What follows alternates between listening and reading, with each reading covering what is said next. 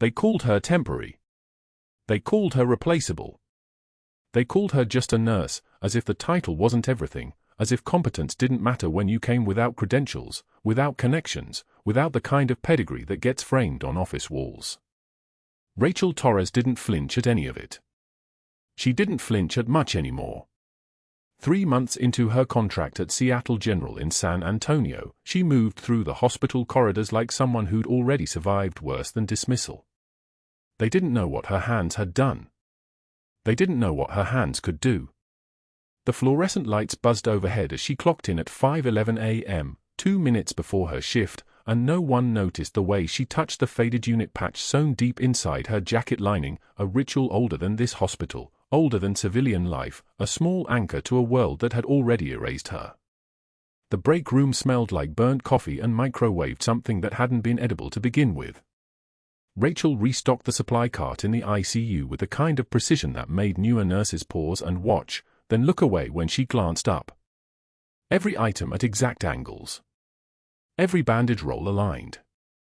Muscle memory from 1,000 supply inventories in field hospitals doesn't vanish just because you change uniforms, it just goes quieter.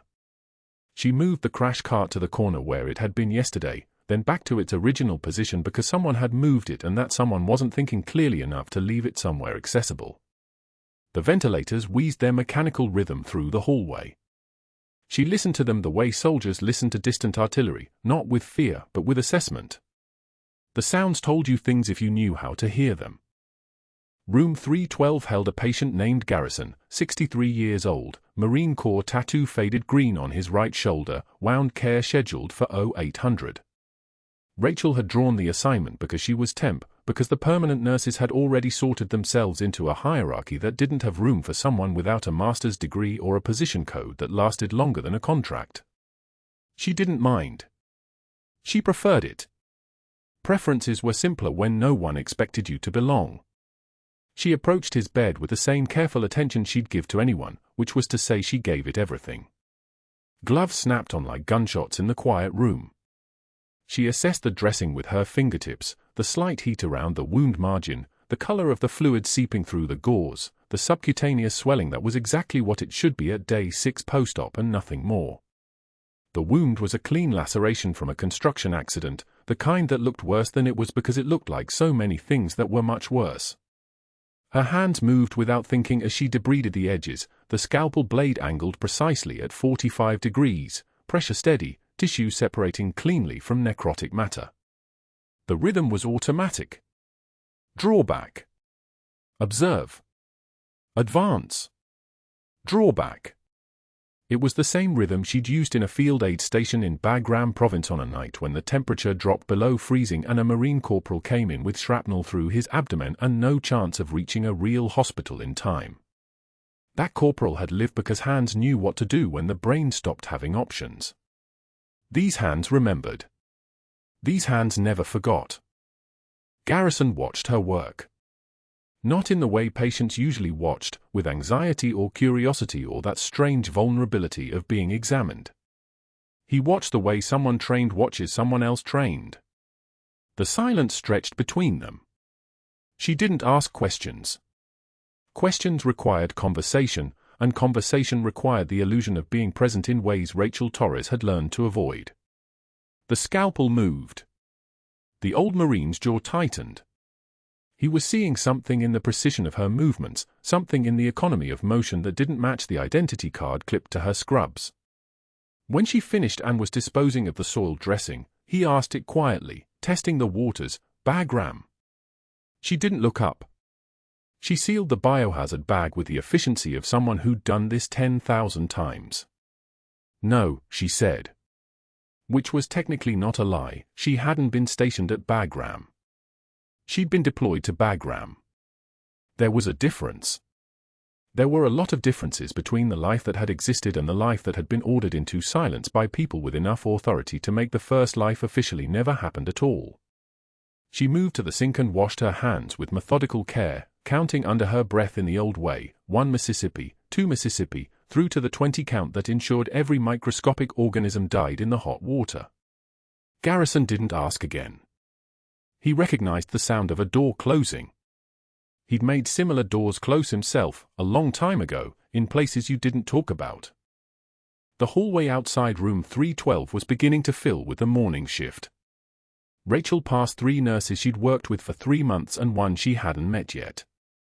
The new one was permanent staff. You could tell by the way her ID badge had a photo from actual HR orientation instead of a temporary pink printout. Rachel nodded.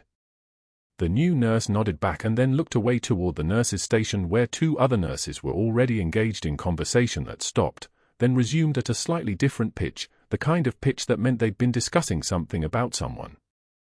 Rachel didn't care who.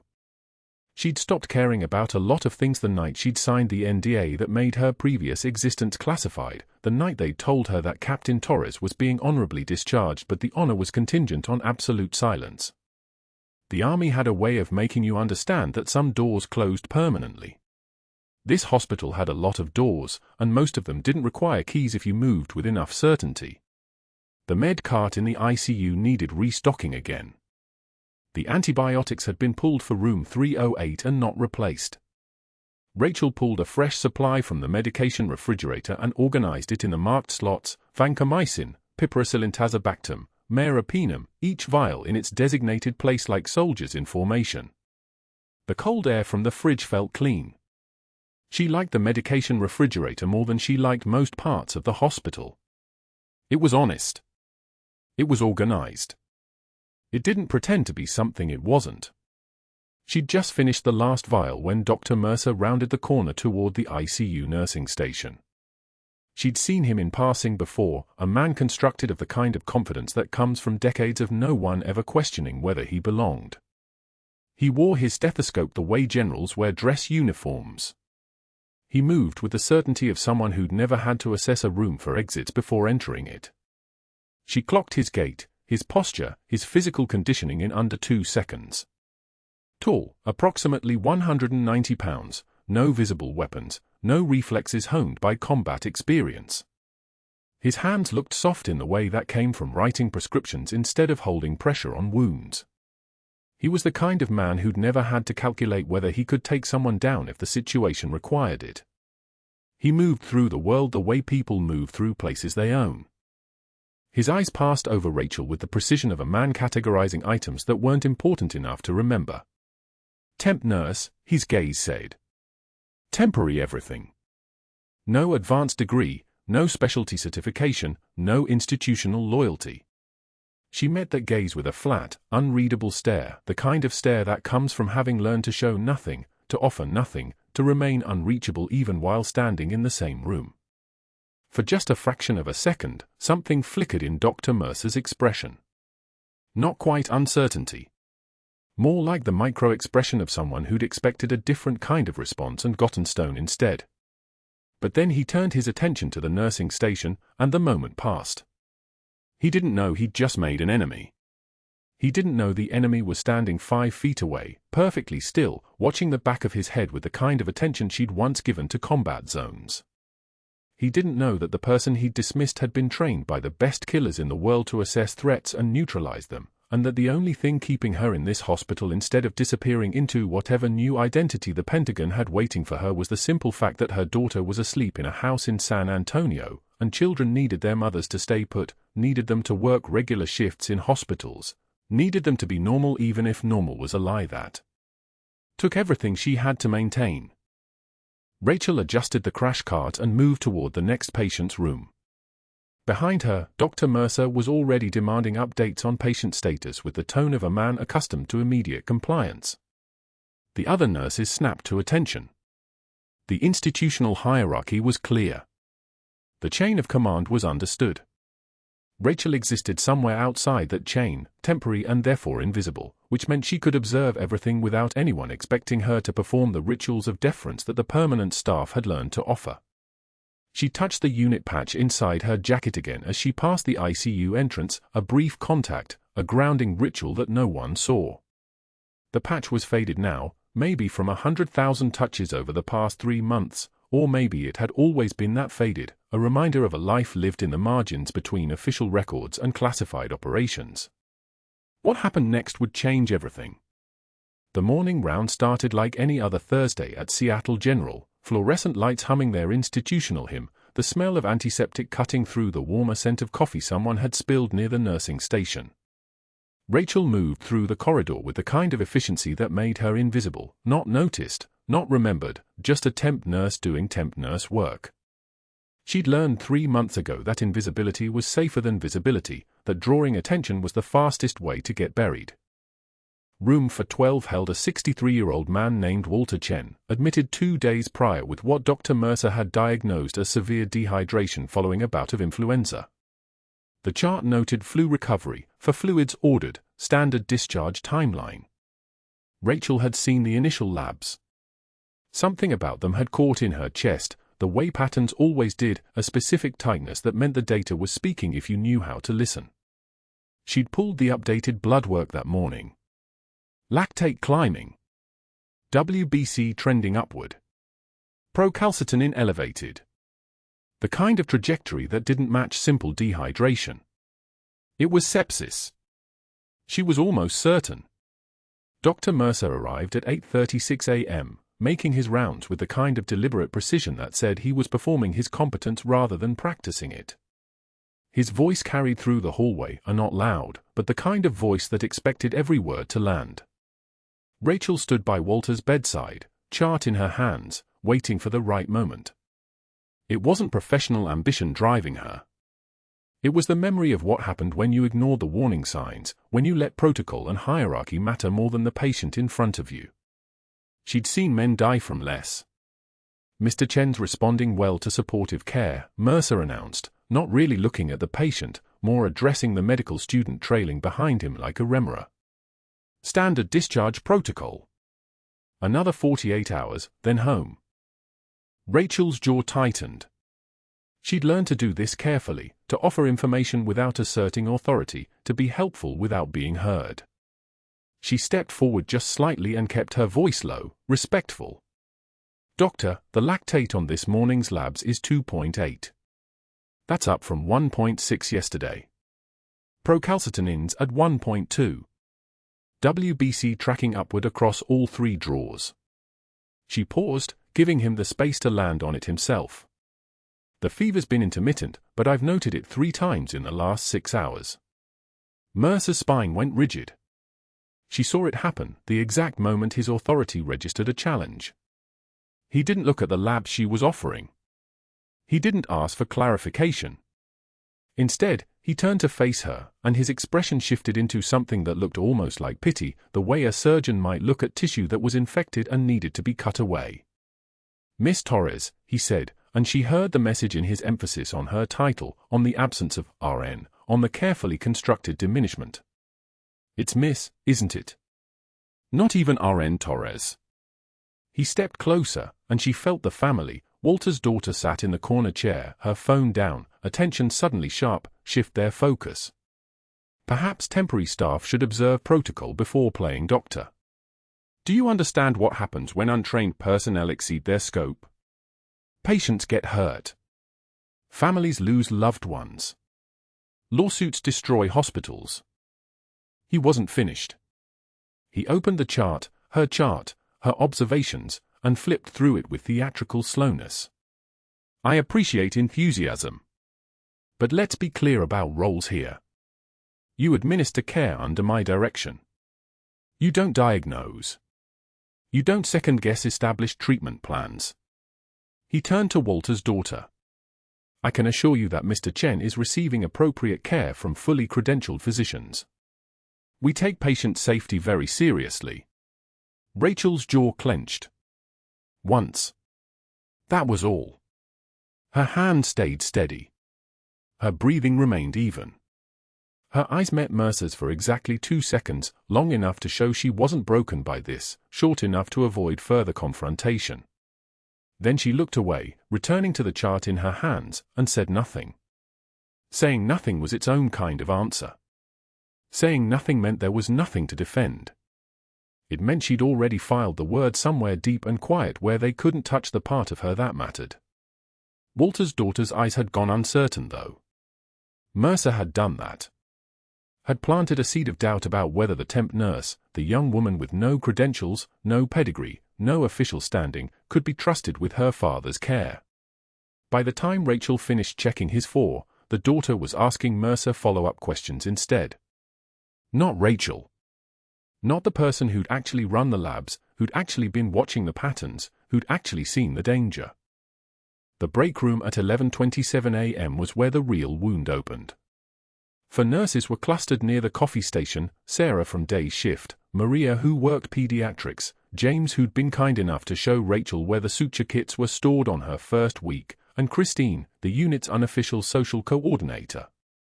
They were laughing when Rachel entered, the kind of loose, genuine laughter that came from shared gallows humor, from dark jokes about bodily functions and difficult families. The moment Rachel set her lunch down on the counter, the laughter stopped. It wasn't gradual. It was like someone had cut a switch. "Hey, Rachel," Maria said, but her voice had changed. Had gone thin. She was already gathering her things. "I've got to get back." "Yeah, me too," Sarah added, not meeting Rachel's eyes. "Lot of charting." James stood more slowly. There was something painful in his expression, something that said he wanted to stay but couldn't.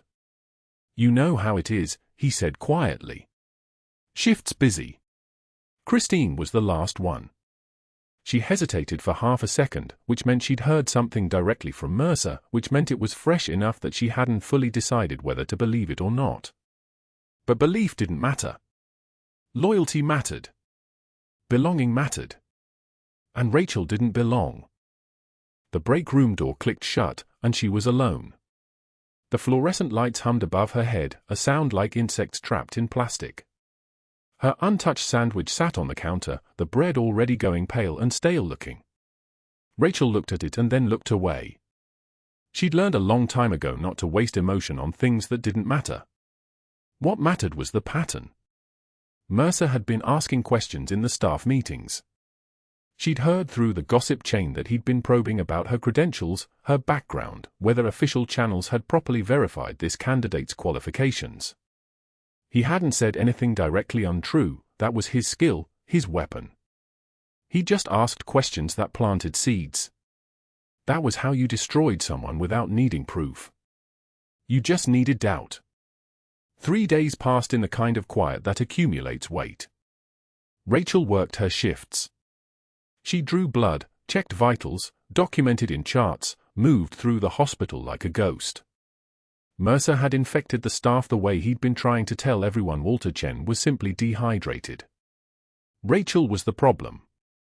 Rachel was the one overstepping. Rachel was the one whose credentials might not be real. The formal notice appeared on Thursday morning on the main unit board, printed and laminated, for maximum visibility and permanence. It read like an indictment, each line a small betrayal of her own work.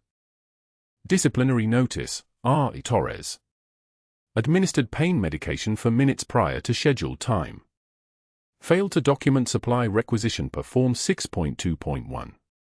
Applied compression dressing without explicit verbal authorization. Exceeded scope of nursing practice, clinical assessment without supervision. The list went on. 12 items. Each one technically accurate. Each one a weaponized distortion of her trying to keep patients alive. The medication had been for minutes early because the patient was screaming, pain spiking, writhing on the bed in a way that elevated his heart rate enough to concern Rachel. For minutes wasn't going to hurt him. It was going to help him. But the form said what the form said. The supply requisition had been forgotten because she was stopping a hemorrhage. A post-operative patient's drain was pulling blood too fast, and she'd needed to apply pressure immediately, grab fresh gauze, get fluids running. Paperwork was secondary to keeping the patient's blood inside his body. The compression dressing. The patient had asked for it. "Please, it helps," the woman had said, a post-mastectomy patient in pain. Rachel had applied it, documented it, and only later realized she was technically supposed to get verbal authorization first. 12 infractions. Each one a small knife. Each one true in its way and false in its way and designed to accumulate until the picture they painted was of someone dangerous, someone overreaching, someone who didn't respect protocol. Someone who didn't belong. Mercer read the list aloud during shift change at 3 p.m., and Rachel understood that this was intentional too. This was the moment of maximum humiliation, maximum audience, maximum witness. The medical students would hear it. The residents would hear it. The patients' families waiting in the hallway might catch fragments. Mercer's voice was measured, concerned, almost sorrowful. He wasn't punishing her, his tone suggested. He was protecting everyone else. Rachel stood in her scrubs, navy blue, no visible name tag because she'd stopped wearing it 3 weeks ago when she realized people used names as tools to remember who to dismiss, and listened. She didn't move. She didn't flush red. She didn't retreat. She stood like someone waiting for a verdict that didn't matter because she'd already rendered her own judgment long before anyone else got there. When Mercer finished, he looked almost satisfied. He'd won. He'd forced Rachel into a corner where the only choice was silence, and in that silence, she was guilty. But that wasn't what happened next. Rachel stepped forward. One step. That was all it took. And when she spoke, her voice came out like ice fracturing under pressure, slow, deliberate, the sound of something solid breaking into sharp edges. "You're threatened by a temp nurse," she said. "What does that say about you?" The room went dead silent. Not the kind of silence that came from shock. The kind that came from recognition, from the moment when everyone watching understood that the hierarchy they'd accepted wasn't as solid as they'd thought. Rachel turned and walked away, her movements precise, her shoulders level, her spine straight. Behind her, Mercer's face was flushing red, his triumph suddenly looking like desperation, like the face of someone who'd swung at something he couldn't actually touch. The next moments would rewrite everything. For days after the hallway confrontation, Rachel was restocking the trauma supply closet when the world changed in a single moment of breaking glass. The sound came first, a violent crash that shattered through the ER entrance like a gunshot, followed by a roar that didn't sound human. She knew that sound. She'd heard it in Kandahar when a prisoner came off poorly synthesized stimulants and tried to fight 8 soldiers at once. PCP. High dose. The kind that made a man invincible in his own mind and twice as dangerous. The 300-pound intruder crashed through the automatic doors, massive shoulders filling the frame, veins bulging from his neck like dark ropes under the skin. His eyes were wild, pupils blown wide, whites visible all around the iris, the look of someone whose central nervous system was burning itself alive from the inside. He was screaming words that weren't words, just vowels, and rage, his fists swinging at objects that didn't exist. The security guard, a man named Patterson who weighed maybe 185 pounds soaking wet, rushed forward with his hands up in a placating gesture. The intruder barely seemed to notice him. He pivoted and threw a punch that connected with Patterson's chest and shoulder simultaneously, lifting the guard off his feet and driving him backward into the wall with a sickening crack, the sound of ribs compressing against concrete, of breath knocked completely out of a human body. Patterson hit the floor gasping, unable to inhale, his face already darkening with the shocked expression of someone whose lungs had forgotten how to work. Staff scattered like birds startled from a wire. A nurse wheeled backward, abandoning a supply cart. A resident froze halfway through taking a blood pressure reading, stethoscope still around his neck.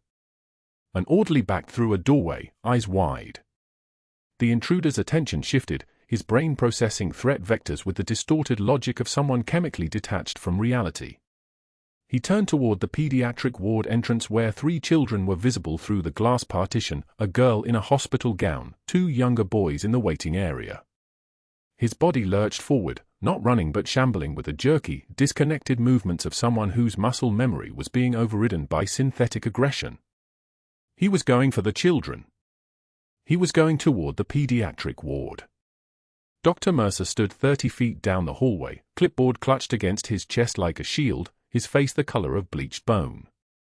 His mouth opened and closed silently. His eyes were fixed on the intruder, but there was nothing in his posture except stillness, the paralysis of someone whose authority meant absolutely nothing in the presence of pure physical threat. He didn't move. He didn't call for help. He didn't do anything except stand there, a man whose decades of credentials and titles had just become background radiation, invisible, worthless, power that dissolved the moment it encountered actual danger. Rachel moved. There was no moment of decision, no internal dialogue, no hesitation that required overriding. Her body was already in motion before her conscious mind caught up. She stepped into the intruder's path, planted her feet in a combat stance that would have been familiar to anyone who'd spent time at Fort Bragg or Bagram, weight balanced on the balls of her feet, knees slightly bent, hands positioned between defense and counterstrike. Her breathing shifted. Her heart rate, which should have spiked, instead dropped to a steady 58 beats per minute. The neural pathways carved into her brain by 18 years of training lit up like a grid. The intruder saw movement. His brain registered a threat. He swung, a massive fist, easily 200 pounds of momentum behind it, aimed at her head with the kind of wild commitment that a man on PCP commits to everything. Rachel sidestepped with minimal movement, her weight shifting just enough to let his fist pass within an inch of her face, and as he swung through, she was already turning into him, using his own momentum as the foundation for what came next. She didn't try to overpower him. That way lay broken wrists and injuries that would end her career. Instead, she drove her elbow down into his solar plexus, hitting the exact cluster of nerve endings that controlled his diaphragm, the same targeting she'd learned doing field medicine on soldiers who couldn't breathe, who needed immediate intervention, who needed her hands to know exactly where to press. The impact wasn't violent so much as surgical. Precise. Efficient. The intruder gasped, his entire body convulsing as his diaphragm involuntarily spasmed. His knees buckled. He dropped to one knee, hands instinctively coming up to his chest, trying to protect ribs that hadn't been broken, just shocked into temporary dysfunction. He was still a threat. Still 290 pounds of human aggression. But he was vulnerable for the 1.3 seconds it took for Rachel to adjust her position, pivot, and execute the takedown she'd practiced 10,000 times on mats and in hallways and on dirt in places where mercy wasn't a luxury anyone could afford. She used his own weight against him, his momentum, his expectation that he would rise back up. Instead, his 300 pounds flipped backward and his back slammed against the tile floor with a force that drove the air out of his lungs a second time. Before he could recover, her knee was on his neck. Not crushing. Not violent. Controlled pressure applied to the carotid arteries, the kind of pressure that would render him unconscious in 8 seconds if he resisted, but wouldn't break anything permanent if he didn't. Her other hand had his arm twisted at an angle that promised a shoulder dislocation if he tried to move it. She was breathing steady. Her hands were steady. Her eyes were steady. There was nothing in her face except the kind of calm that comes from having already survived worse things than this. "Don't move," she said. Her voice had dropped an octave. Not louder. Quieter, actually. The kind of quiet that carries authority the way a .50 caliber carries weight. He stopped thrashing. Whatever part of his brain could still process reality understood that he'd encountered something that wasn't a threat. He'd encountered a weapon. The entire ER was frozen. 45 seconds of silence, the kind of silence so thick you could operate in it. A monitor beeped somewhere down a hallway. The ventilator in Bay 3 wheezed its mechanical rhythm. And then security arrived, 3 of them, one carrying restraints, all of them moving with the careful coordination of people who'd just watched something they didn't understand and weren't entirely sure was over. Rachel stepped back, one smooth motion, and let them cuff him, let them chain him to the gurney, let them call for sedation and the psychiatric hold that would come next. She didn't need to restrain him anymore. The restraints were just formality. She rolled her shoulders once. Glanced at Patterson, who was still on the floor, ribs probably bruised, lungs probably just starting to remember how to work. "You good?" she asked. Patterson nodded, gasping, unable to speak. Rachel turned back to the rest of the ER. 30 staff members. 30 people who had just watched a temp nurse with no advanced credentials take down a 300-pound man in approximately 4 seconds. A nurse named Diaz had her phone up, camera pointed directly at Rachel. Another nurse was staring with her mouth slightly open.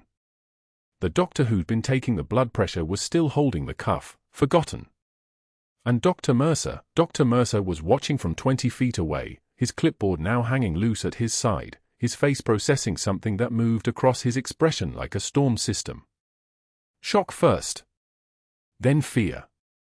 Then, after 2 seconds, something that looked almost like calculation. Rachel walked to the supply closet and closed the door behind her. She sat down on an overturned crate next to the bandage inventory and let her hands shake for exactly 15 seconds. Then she opened them, straightened them out, watched them go steady again. She checked her watch. 2:08 p.m. Shift change at 6.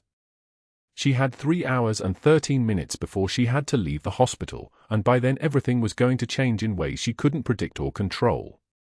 But that wasn't the worst part. The worst part was that Dr. Mercer had seen something he couldn't explain and wouldn't report accurately. He'd seen a threat neutralized faster than his brain could process, faster than protocol could handle, faster than a man with his kind of institutional power was supposed to be shown up. And his face, as Rachel had walked back into the supply closet, had held one clear expression: opportunity. The incident report was filed within 3 hours. Dr. Mercer had moved with the precision of a man who understood institutional power the way surgeons understand anatomy. He'd sat in his office, door closed, typing with 2 fingers that struck the keys like judgments, each line another brick in a wall designed to bury her. Excessive force by unqualified personnel.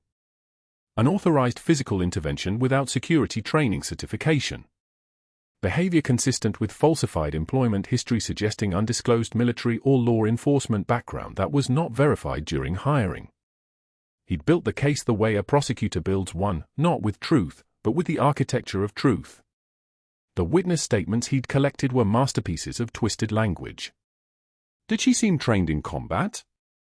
Became evidence of credential fraud.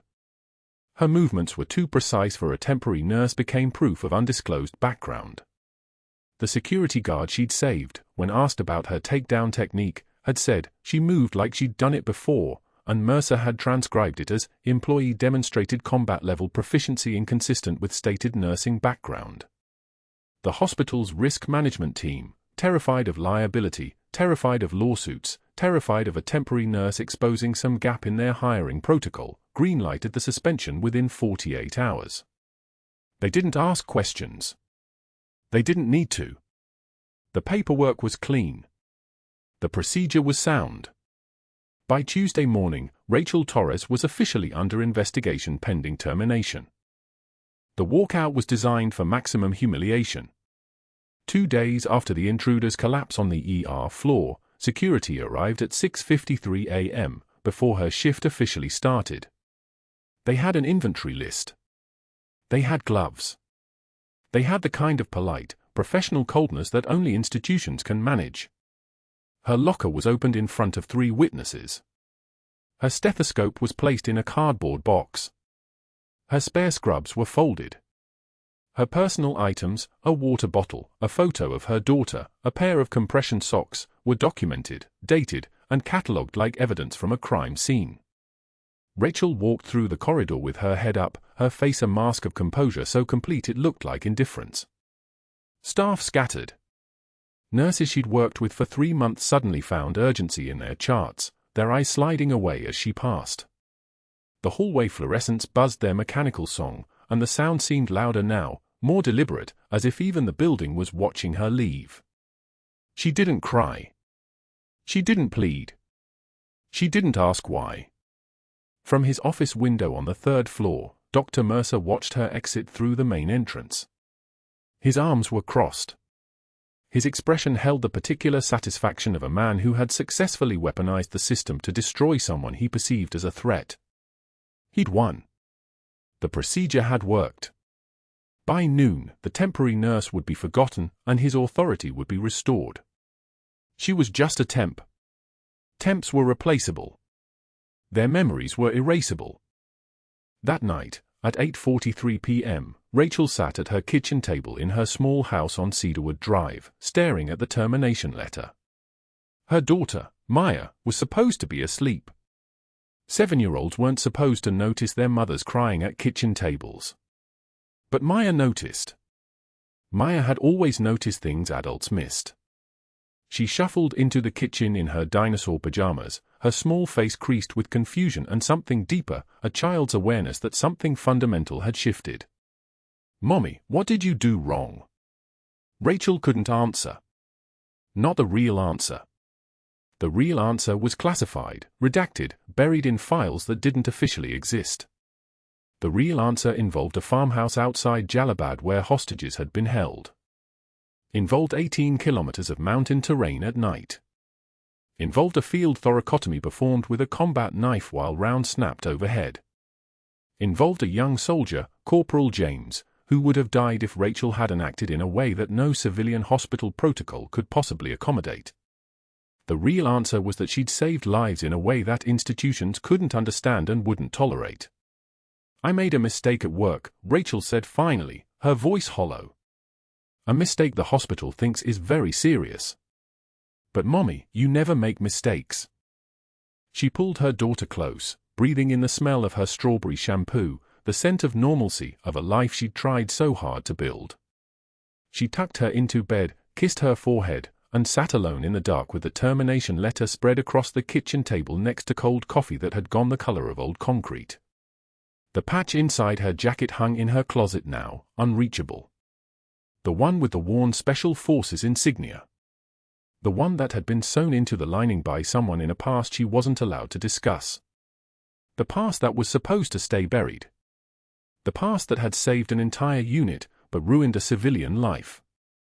5 days into suspension, Rachel's phone rang at 4:22 p.m. on a Thursday. The hospital administrator.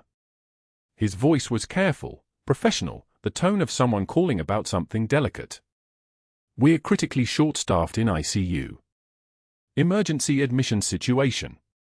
I know there's the investigation, but we're authorized to request you for one shift. If you're willing." Rachel didn't hesitate. 12 seconds of silence, then, "I'll be there in 30 minutes. She changed into scrubs that no longer belonged to her, in a hospital that had already decided she didn't exist. The patch she left alone. Some things stayed buried.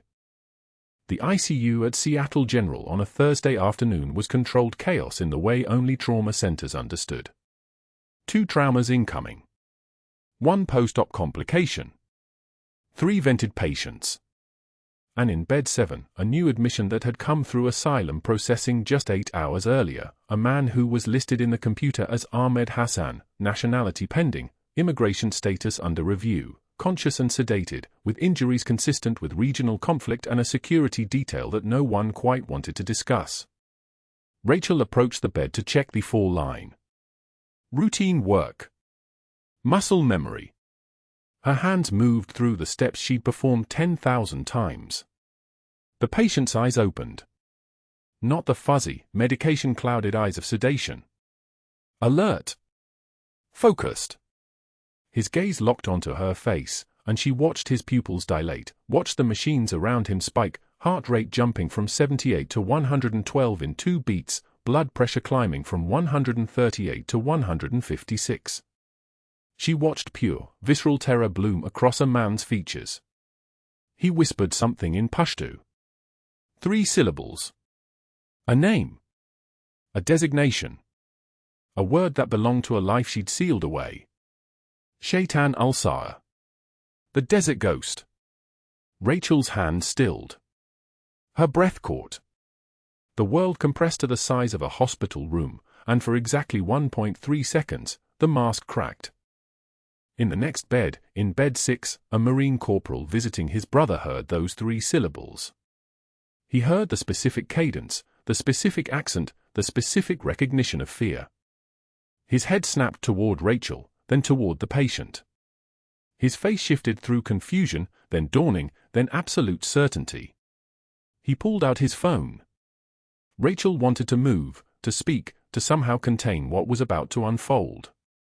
But she was frozen in the way only people who've lost everything understand, not fear, but the terrible clarity of consequences finally arriving. The Marine scrolled, found, and began reading aloud. His voice was steady, respectful, the tone of someone reciting something sacred. Captain Rachel Torres, United States Army Special Forces. led a special forces unit through 47 miles of enemy territory to extract hostages under fire. Sustained multiple wounds while ensuring zero friendly casualties. Other staff drifted closer. A nurse gasped. A resident stopped mid-note on a patient chart. The air pressure in the ICU seemed to change, as if the building itself was taking a breath. Dr. Mercer burst through the ICU doors. He must have heard something, sensed something, picked up on the shift in the room's energy. His face was already arranged in its expression of authority, already prepared to shut down whatever was happening. "Stop entertaining delusions," he said to the Marine. "This woman is under investigation for..." The Marine's voice didn't change its tone, didn't rise, didn't waver. "Silver star for Valor. Bronze star with V device.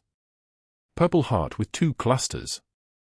A physician's assistant, a Navy corpsman named Clayton, pulled up a declassified photograph on his phone. Grainy. Partially obscured. A female soldier in full combat kit, face hidden by tactical gear, but the posture unmistakable. The way she held a weapon. The angle of her shoulders. The bearing of someone who'd seen the worst the world had to offer and hadn't flinched. That's her.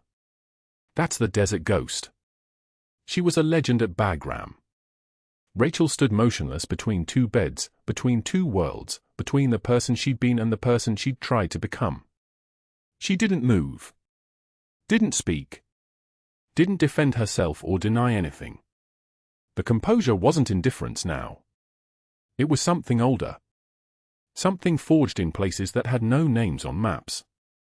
An older staff doctor, someone in his 60s with the bearing of someone who'd worn a uniform once, stepped forward. His eyes searched hers. The hostage extraction. 2019, they said the team leader was KIA in the after-action report. Rachel's voice was barely a whisper. I was. Officially.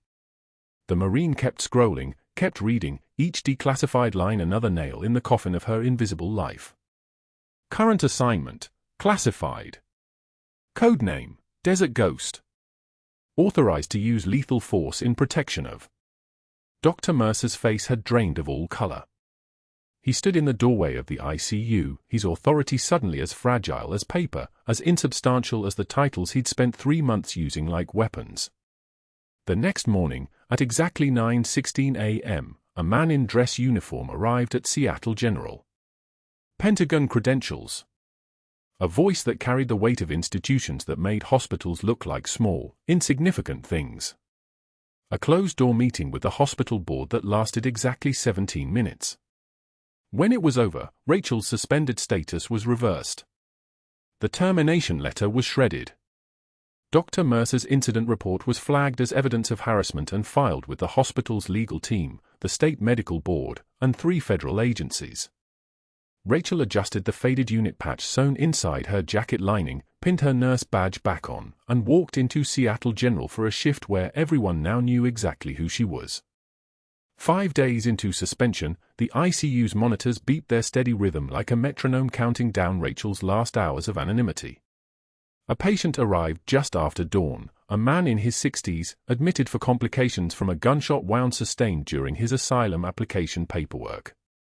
His name was Javid Nazari, and the moment he saw Rachel walking past his room, his body convulsed. His monitors spiked. His oxygen mask fogged with panicked breath. In Pashto, barely audible, he whispered a name that hadn't been spoken in 9 years, Shaitan al-Sa'a. The Desert Ghost. The room went so quiet you could hear the fluorescent lights hum overhead. Rachel didn't stop. She kept moving through the corridor with the same measured pace she'd maintained through every humiliation, every fabricated write-up, every moment Dr. Mercer had tried to erase her. But something in her posture shifted, a settling, the way a weapon settles into a shooter's grip. She'd spent 5 days watching her daughter draw pictures of superheroes at the kitchen table, 5 days listening to Maya ask when Mommy could go back to work, 5 days accepting that the life she'd rebuilt had been dismantled by a man threatened by competence. Now recognition had arrived, and it moved through the hospital like a pressure system changing. In room 312 next to Nazari's, a Marine named Tyler Griffin sat visiting his brother, a combat medic himself, recovering from an IED injury to his femur. Griffin had been watching the news about the Intruder takedown. He'd seen the 15-second security camera clip that had circulated before Mercer tried to suppress it. But he hadn't made the connection until Nazari's whisper cut through the ward. "Desert Ghost." Tyler's hands moved without his conscious permission, pulling up his phone, accessing the declassified database his clearance still permitted. His fingers flew through encrypted files until he found it, a citation dated August 2014, Paktia Province, Special Forces Operational Detachment Delta, 1st SFOD Delta. Captain Rachel Torres led a 12-person unit through enemy territory to extract 4 hostages, sustaining 2 gunshot wounds and 1 shrapnel laceration while ensuring 0 friendly casualties. His voice got louder as he read. He didn't care. She applied direct pressure to her own femoral wound using a combat tourniquet while maintaining overwatch for 6 hours until extraction. Other staff began filtering in, nurses, a respiratory therapist, an orderly who'd been mopping the floor. Phones appeared. Fingers scrolled. The whispers started, then the stares.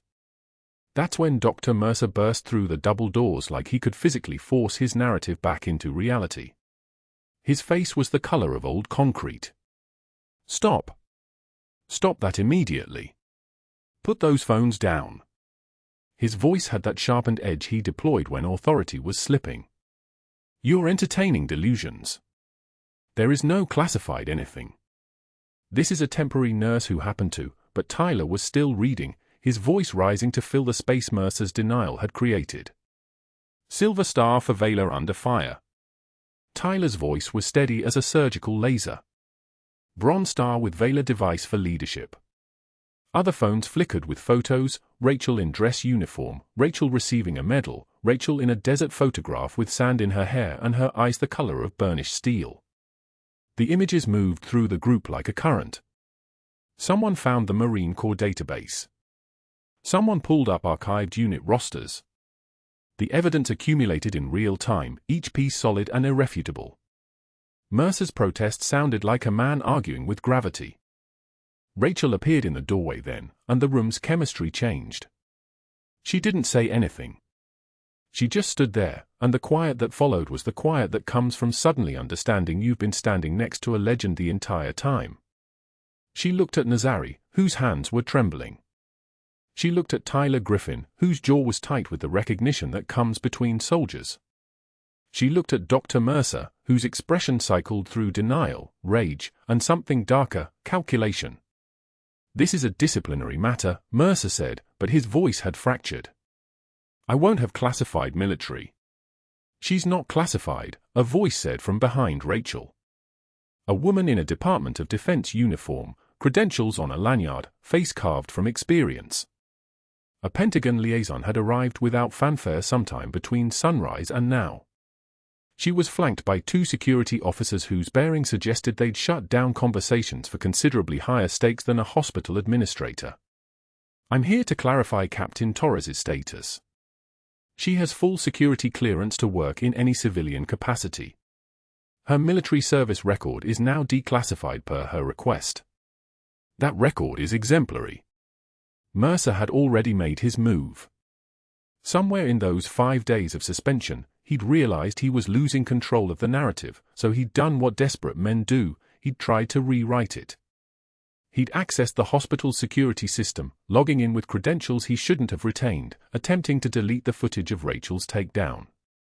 For minutes and 37 seconds of video showing exactly what he'd tried to frame as reckless violence. But what he didn't know was that a Marine named Rodriguez, the hospital's IT administrator, had noticed the suspicious login attempt the moment it happened.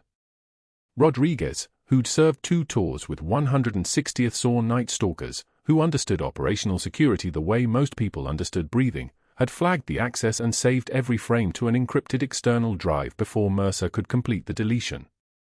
The hospital board reviewed the tampering within hours. Mercer was called into an emergency session where Rodriguez walked them through the access logs, the metadata, the proof. He claimed he'd just been reviewing the footage, but the log showed 3 separate attempts to permanently erase the files. The contradiction was fatal. The board then reviewed the footage Rodriguez had preserved. They watched Rachel sidestep a 300-pound man's wild swing, watched her execute a takedown so controlled it could be written into a textbook, watched her protect staff and patients while neutralizing a threat. They compared it to Mercer's incident report alleging excessive force and unauthorized physical intervention. The gap between what he'd claimed and what had actually happened was an abyss he couldn't cross. Then the testimonials started accumulating. Griffin submitted a statement describing the field medicine Rachel had applied to a patient in his room, a technique he'd only witnessed in forward operating bases. 3 other patients filed testimonials about Rachel's care. The nurse who'd recanted her forced statement added her account of Mercer's pressure. The medical board flagged his pattern of harassment, his weaponization of procedure, his attempt to suppress evidence. By Friday morning, Dr. Mercer was escorted from the building by the same security team that had walked Rachel out 5 days earlier. His hands were shaking as he clutched a cardboard box of personal items. His face had aged a decade in a week. Rachel was reinstated with full back pay and a formal apology from the hospital administration. They offered her a permanent position with benefits and a raise that made her exhale for the first time in days. The staff who'd avoided her in the break room now couldn't hide their shame. The nurse who'd been coerced into recanting approached her in the hallway later, stammering an apology. Rachel listened with that same flat stare she'd maintained through every insult, then simply nodded. "You did the right thing in the end. That's what matters." 5 words. That's all it took to make someone understand that some people measure your worth not by your rank but by what you do when the world stops watching.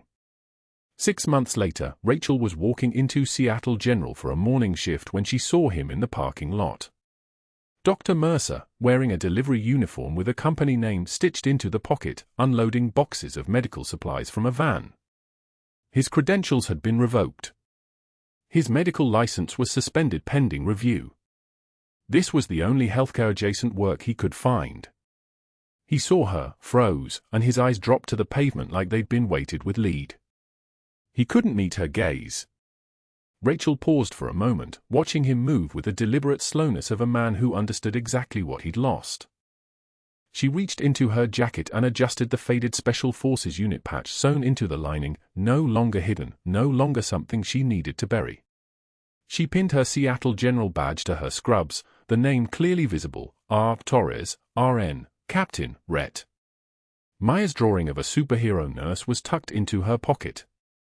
Rachel walked past Mercer without a word, through the automatic doors, into a hospital where everyone now knew exactly who she was. As she scrubbed in for her shift, a new attending approached with a question in his eyes. "Is it true you took down an intruder with your bare hands?" Rachel tied her mask, met the doctor's eyes, and replied with the simplicity of someone who'd stopped measuring her value by someone else's fear. "I did what any nurse would do. I protected my patients." Behind her, a framed commendation hung in the staff corridor, in recognition of Captain Rachel Torres for service above and beyond. The hospital had stopped trying to erase her and started trying to remember who she'd always been. That evening, as Rachel worked through an ER shift with the quiet competence that had always defined her, she understood something fundamental: she'd never needed anyone's recognition to know her worth. But sometimes, when the world finally caught up to the truth, it felt like coming home. If you've ever been underestimated by someone threatened by your competence, if you've ever held a secret that could change everything, hit that subscribe button right now. Like this video, leave a comment telling us what you would have done if you'd been standing next to Captain Torres in that hallway. And subscribe for more stories about the quiet warriors among us, the ones who don't need the world to watch them to know they're heroes.